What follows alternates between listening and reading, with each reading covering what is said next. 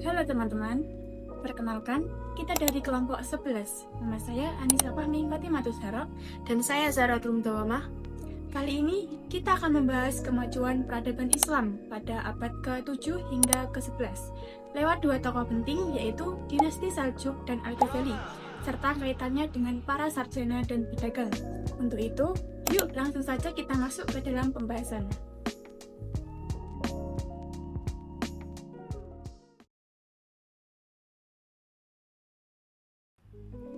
Di abad ke-11, dunia Islam mulai kembali bangkit setelah masa-masa yang cukup kacau. Pada masa ini muncul dinasti Seljuk, yaitu dinasti Turki yang berkuasa di Timur Tengah dan menjadi pelindung utama Khalifah Abbasiyah. Seljuk dikenal sebagai penguasa yang sangat mendukung ilmu dan agama. Mereka membangun banyak madrasah. Salah satunya yang paling terkenal adalah Madrasah Nizamiyah di Baghdad, yang didirikan oleh Nizam al-Mulk, yaitu Perdana Menteri Seljuk. Di madrasah ini lahir banyak ulama besar termasuk Al-Ghazali. Di sini ulama tidak lagi hanya bergantung pada pemerintah, tetapi juga pada jaringan sosial, wakaf, dan komunitas ulama-ulama yang lain. Jadi dinasti Seljuk bisa dibilang sebagai masa ketika ulama dan ilmu pengetahuan Islamik kembali digariskan sebagai pilar utama peradaban.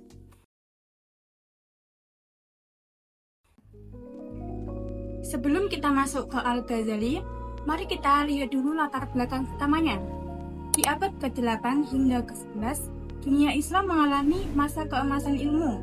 Pada masa ini, banyak ulama dan ilmuwan seperti Al-Farabi, Al-Khawarizmi, dan Ibnu Sina menciptakan karya-karya luar biasanya dalam filsafat, matematika, kedokteran, dan astronomi.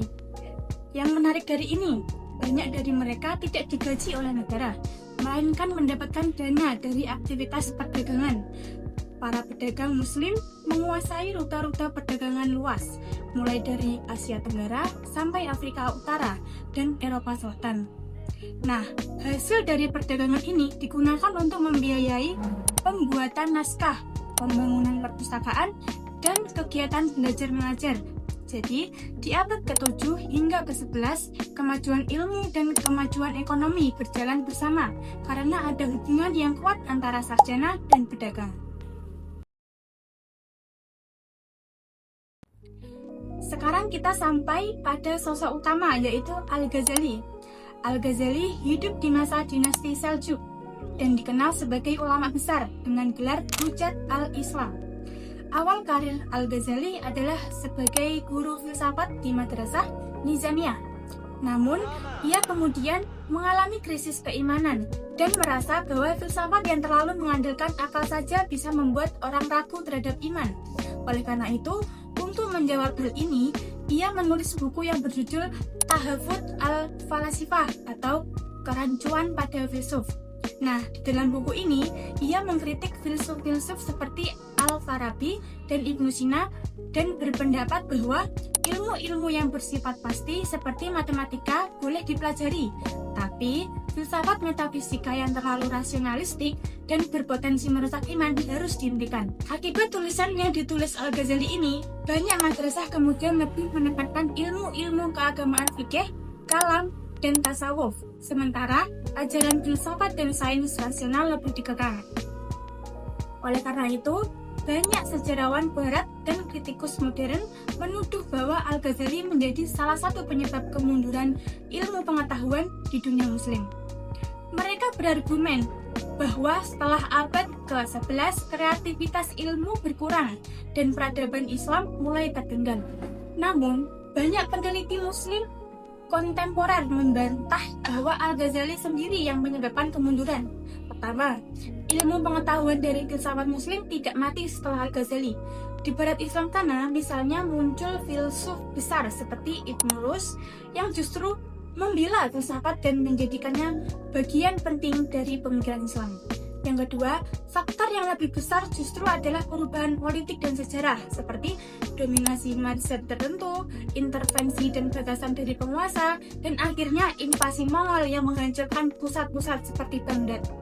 Jadi, lebih tepat kalau kita melihat Al-Ghazali sebagai pemikir yang menyeimbangkan antara iman dan akal, bukan sebagai penyebab tunggal kemunduran.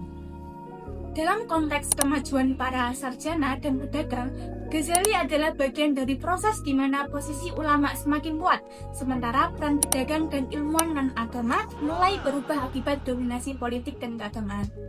Nah, dari materi tersebut dapat disimpulkan bahwa di abad ke-7 hingga ke-11 dunia Islam maju pesat karena sinergi antara sarjana yang pintar dan pedagang yang kaya. Dinasti Seljuk memperkuat posisi ulama dan madrasah sambil tetap mendukung ilmu pengetahuan. Sedangkan Ghazali menjadi simbol perubahan antara pemikiran dari yang sangat rasional menuju lebih seimbang antara akal dan iman. Nah, untuk itu pelajaran utamanya yang dapat diambil adalah kemajuan suatu bangsa tidak hanya dari ekonomi atau ilmu semata, tapi juga dari cara pikir, nilai, dan bagaimana kita memperlakukan ilmu dan agama. Sudah cukup, itu saja yang dapat kita sampaikan. Semoga video materi ini dapat dipahami. Terima kasih sudah menyimak. Sekian, sampai jumpa. Wassalamualaikum warahmatullahi wabarakatuh.